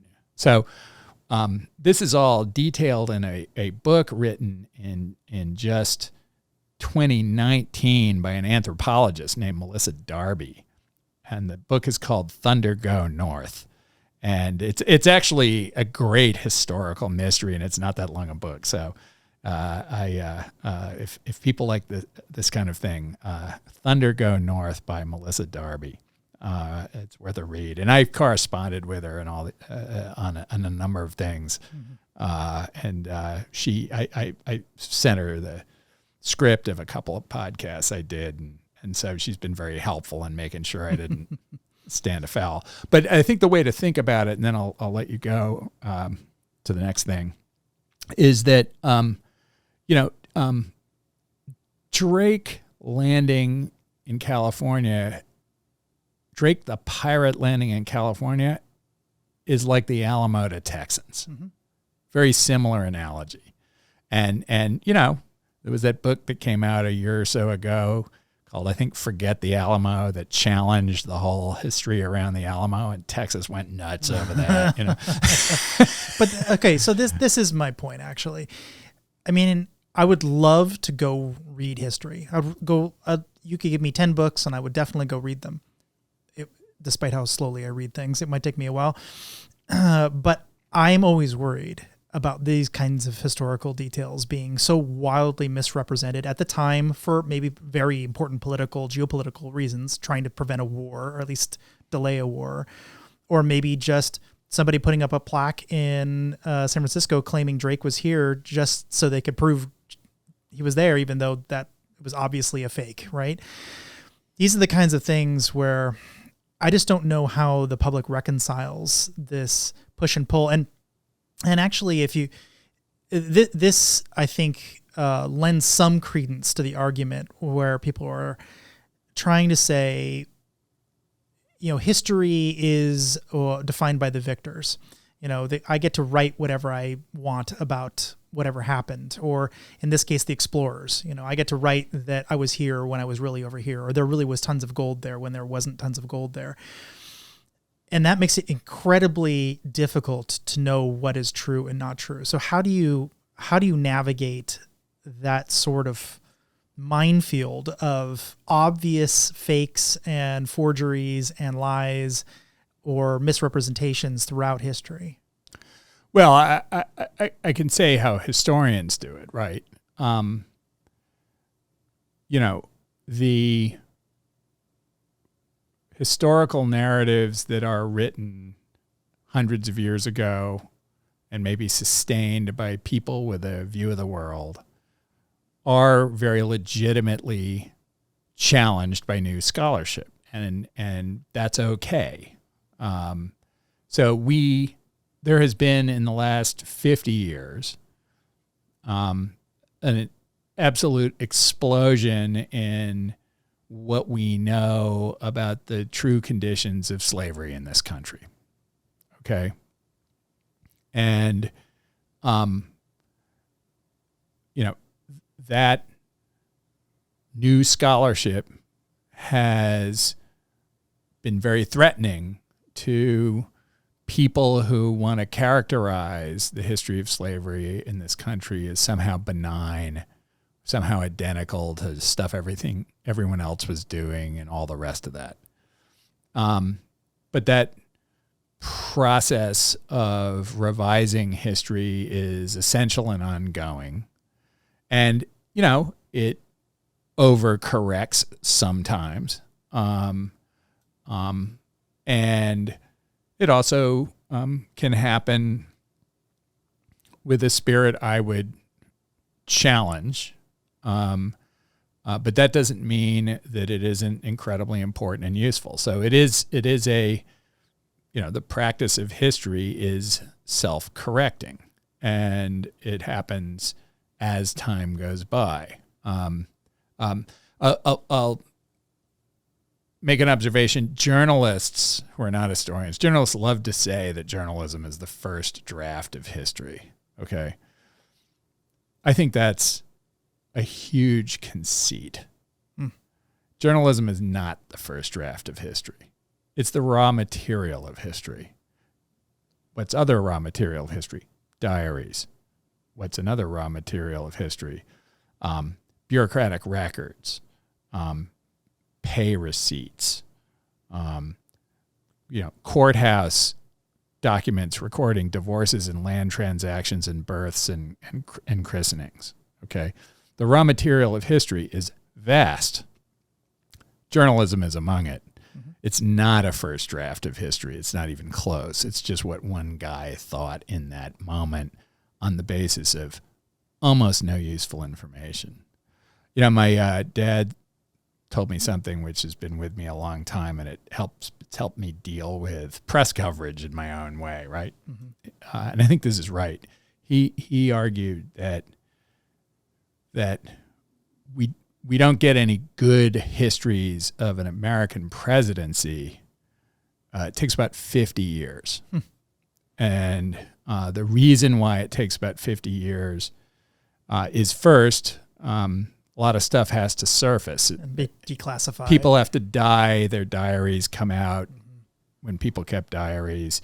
Now it's documents. A live journal account. Things need to be classified. Other people tell the stories with, they're going to die. They're 92 now. I'm going to tell this story. Mm-hmm. But more critically, and the point he made was that, you can't write good history if you were politically aware at the time. So by this rationale, the first good history of the Trump presidency will probably be written by somebody who's about 9 years old right now.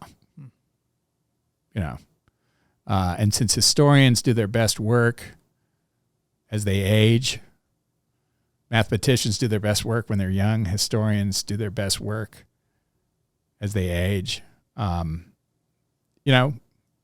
probably 40 or 50 years. Interesting. You might live to see it. I doubt I will. You never know. You might live forever the way modern medicine's going. Let's hope not. Yeah. So, all right. So how do people find you, your podcast? We already mentioned the URL, and where are you? It's called The History of the Americans. If you Google History of the Americans, Henneman, you'll find it. Henneman History Podcast. My website is thehistoryoftheamericans.com. You can email me at thehistoryoftheamericans@gmail.com. And you're on all the social platforms. I'm on. Well, I don't do YouTube, but I'm on the podcasting apps. Okay. All have me. You can listen on the website if you like doing that. Mm-hmm. You can find me on Twitter by all the usual means. And there's a Facebook page for the podcast as well. But, the podcast itself is pretty easy to find. Well, I want to congratulate you. It's a great show, and I really appreciate you coming.